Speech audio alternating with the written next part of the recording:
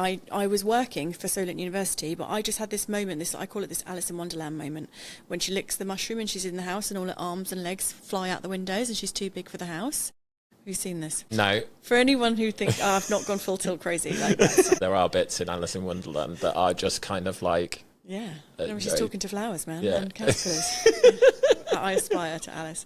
No, but basically I felt like my arms and limbs were hanging out the windows and the doors of this house, and the house was my life, and it was my work, and I was at Solent Uni and I was loving it, best paid job I'd ever had, great job, and I was like, I'm bigger than this. I'm bigger than this, and I can do more, and I can create more impact. And that was the moment I just launched myself into business with no plan, zero money, and people just seemed to gravitate towards me. And I think the universe responds when you create the change and you are the change. The universe shows you a mirror of the self that you should be. Wow. See, I don't know where you get this stuff from. I don't know how to decode that. I'm like, right.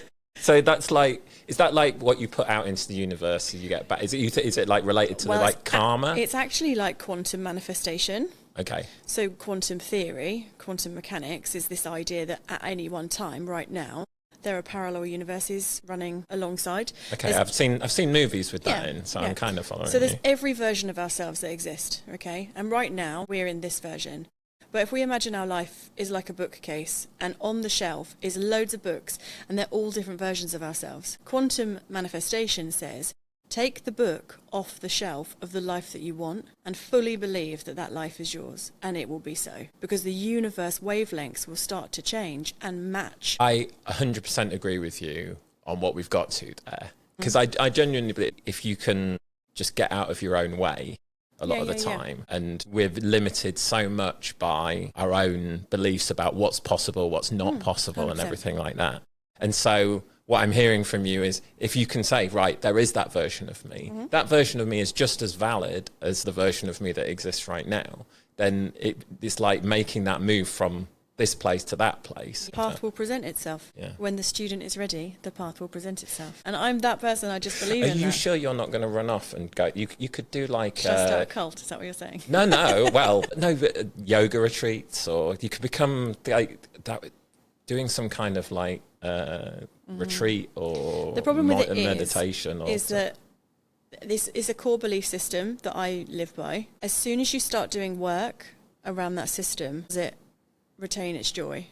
And that's the thing I come back to. It's actually what I've been talking to my coaches about. Like, I live and breathe this. If I then feel responsible for you and your horse and your journey and your universal mirror reflecting your life back to you, do I suddenly feel like, oh, I'm selling it? You know what I mean? And that's where I'm at, actually. Weirdly, it's funny you asked that question, because I'm in that throw at the moment. I'm like, do I pivot a bit? Because people will listen to this and think I'm woo-woo to the max. Like, what are you talking about? Universal energies mirroring your reality back to you. People will be like, what are you on about? And I get that, and I don't want to alienate people, but it's also just something I fundamentally believe for myself. Yeah, and it circles back to what you were saying before. You don't need external validation for that belief system. But I do want people to pay me money. Right. And I don't want my clients to be like, oh yeah, don't go to Annelies, she's going to talk to you for 25 minutes about quantum mechanics. Well, I don't know. But then that's about your approach to brands. I really respect a lot of the stuff that you do on LinkedIn and the authenticity of it and everything that you've been sharing with us today as well. You want to be authentically you, and a big part of that is you need to go out there and you need to earn money. I'm at the point where doing these podcasts is just really fun, and I'm absolutely loving it. And then a big pushback, and mentors of mine are kind of saying, yeah, but you need to make some money out of it.